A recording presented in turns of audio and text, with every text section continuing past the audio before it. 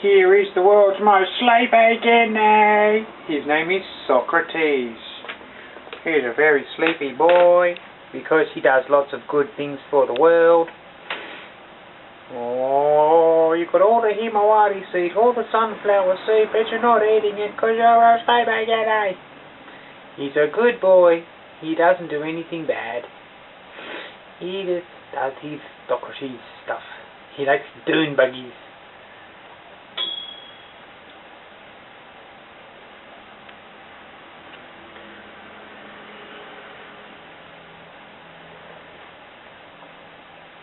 He's so sleepy. That was cute.